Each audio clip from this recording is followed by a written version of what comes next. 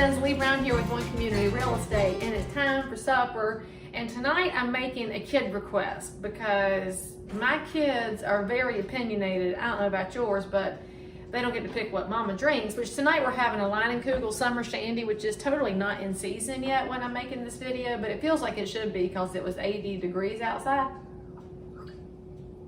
And I always say, oh, I love that beer. So I always save back a summer Shandy for the first day that it feels like summer. Grapefruit Shandy though is even better, so yay, Leinenkugel. That's my favorite thing about Wisconsin, except for fried cheese curds. I don't know if y'all have had those, but they're ridiculous. So again, in honor of Michael Oppler, we're gonna start our oven at what? 350 degrees, because apparently almost every recipe ever invented is at 350 degrees.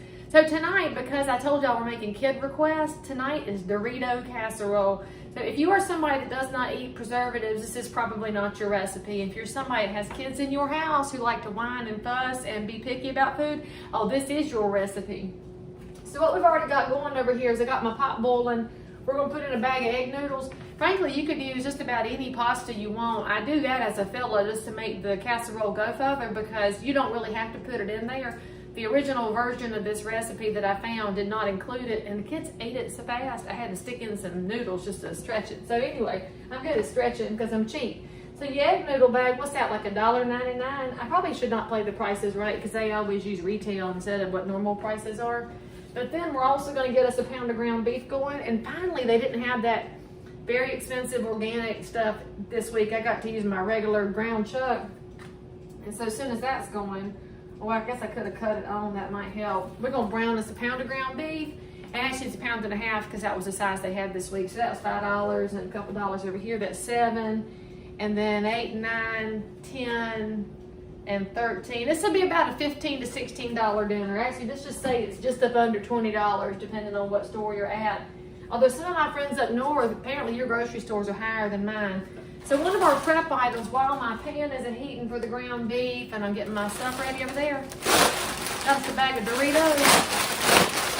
And if you had a day like the day I had, where there was encroachments on my client survey, a buyer walked off before closing because they're nervous. Another buyer crashed out because they're nervous. Frankly, they wouldn't be so nervous if they would eat at home and crush up some Doritos. And then we had some good news though. The good news is we had a clear to close on a loan. That means the bank said, yes, you can have some money. That's why you make Doritos casserole. And sometimes moms, dads, whoever's in charge of the cooking, you can actually delegate out some of the jobs from cooking, but you don't always delegate it because, frankly, some of the jobs are good, like crushing the Doritos. Now, you don't want to make them like all the way crumbly because they won't hold up in the pan. So we kind of halfway crush them. I mean, they're kind of like coffee, I guess. They smell better than they taste. And even if you're not a big Dorito fan, they're good in this casserole. So put you a layer in the bottom of your casserole dish. And I use a 9x13 because that's the right size. Got us a layer in the bottom. Got our water boiling over here. We did have a physics lesson over here in Florentine Homeschool about boiling and what is the difference between the little bubbles coming up and an actual rolling boil. And those of y'all that are not big cooks, you're going to have to learn the difference. Sometimes you're fooled by the little dots, and that's not going to do the job. So anyway, we have a pan here that's ready. So what we're going to do is get some Worcestershire sauce. I put it in the bottom of my pan because, frankly, it makes your ground beef better. And if you're using ground turkey, which is real lean, or ground pork, which is also pretty lean, more lean than ground chuck, that is, a little extra Worcestershire will give it enough in the pan to get it going good. And we're going to put in a little more on top of our 1.5 pounds of ground beef here and get that thing nice and cooked through. Now, I'm not fussing y'all about your ground beef like I do about your ground pork. If you like a little pink, that's fine with me, but I like my ground beef all the way cooked. Because I had tartare one time when I was in France, and I don't know that I'll ever eat beef tartare again because I think I knew what I was ordering, but I was also 20, and I remember not caring for it and have not eaten it since. So we're going to make our, look, I can't even talk tonight because I'm distracted, but it's all right. So I will tell you something that was interesting today. Here during the quarantine, I have been entertained by the behavior of some people. And for some of y'all, we just need to take away that little angry emoji face on Facebook Lives and Facebook videos. I think some of y'all have some anger management issues. I was watching a Facebook Live today with the leaders of the Realtors, the National Association. They probably had a lot more things to do with their time except spend an hour trying to give people information to help out. And while they were being super helpful, kind, and transparent, they had some nasty people dropping little unhappy, angry emojis in their video. All I can say is if you don't like something, cut it off. But if somebody's trying to be helpful, you could at least give them a thumbs up. Tell them thank you, and if you have additional things that you need, you could probably get them. But I will tell you that what I have learned in life is that you tend to get a lot more things from being nice than from being ugly. I mean, your grandmother told you you catch more flies with honey than with vinegar.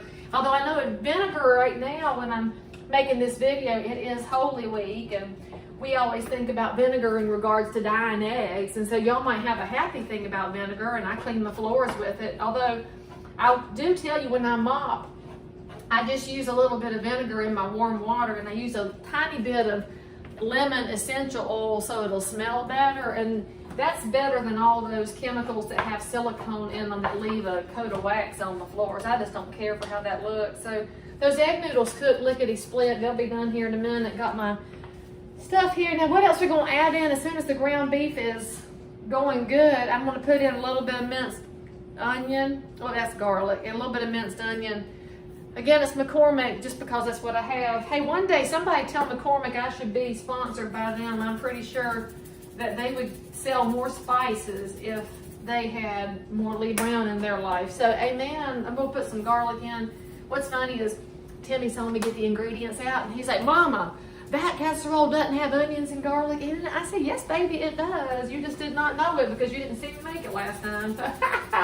But you do need the flavor because food is boring without flavors in it.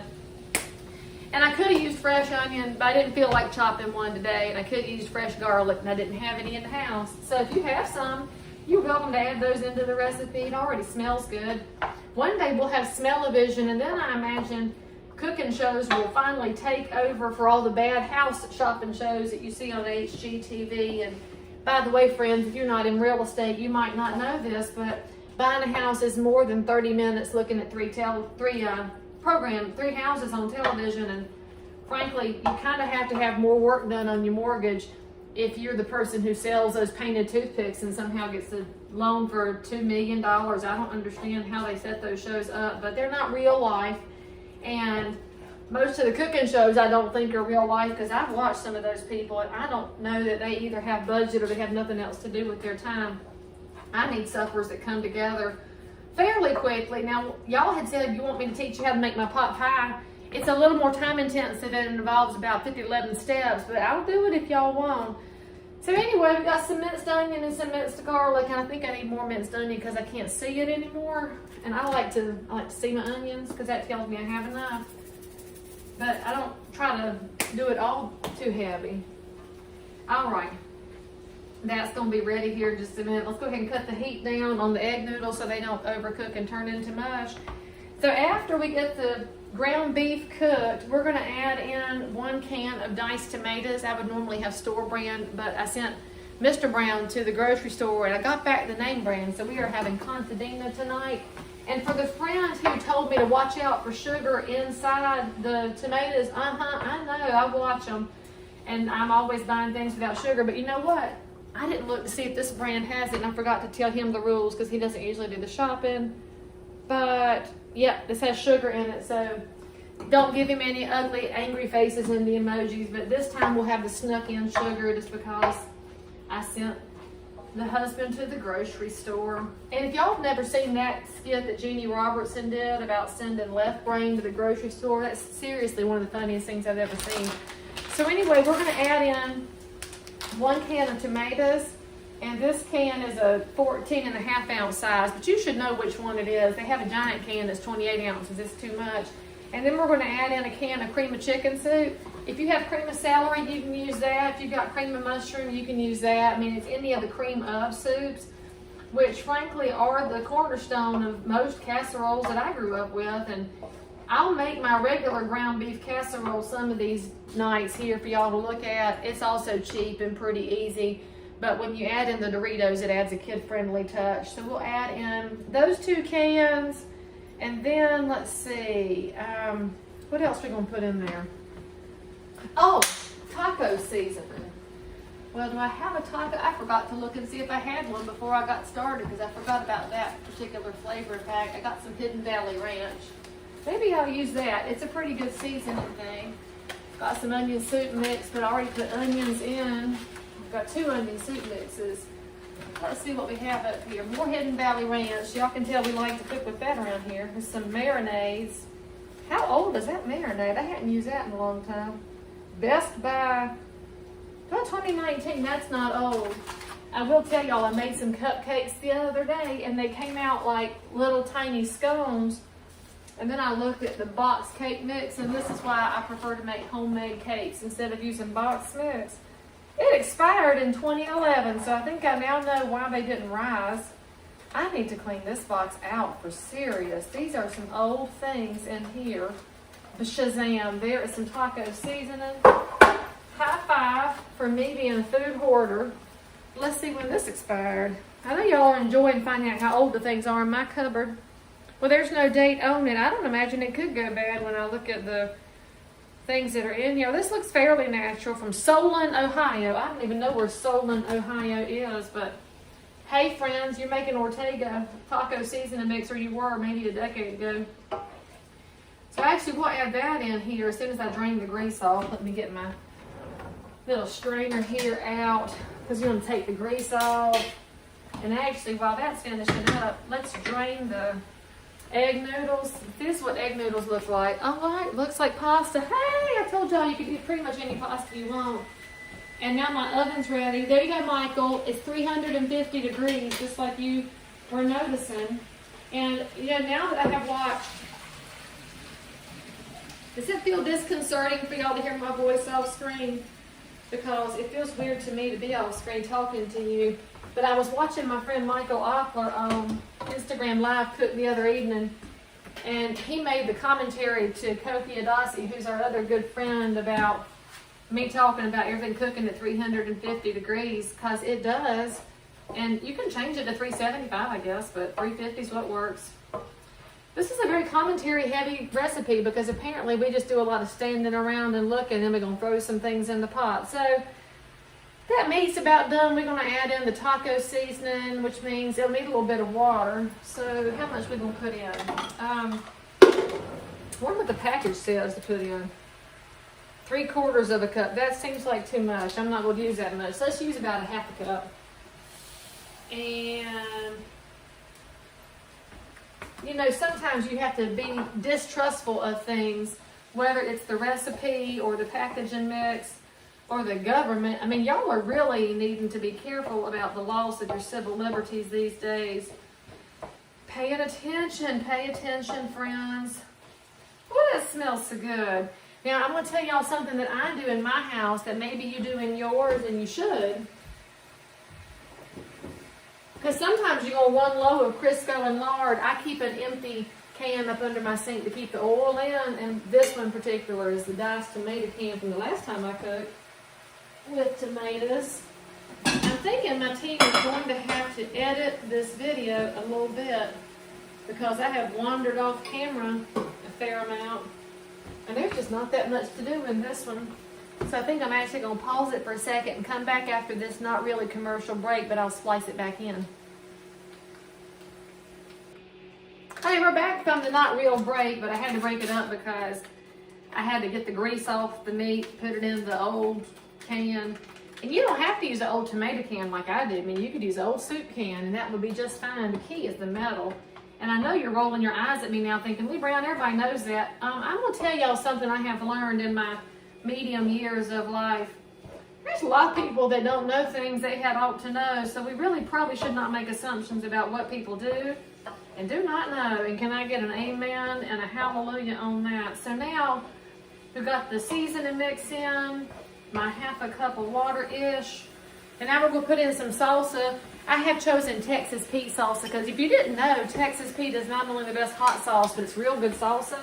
And they're from Winston-Salem, North Carolina, so shout out to my friends in Winston-Salem, which if y'all are from another area of the country and you're thinking, why do I know Winston-Salem?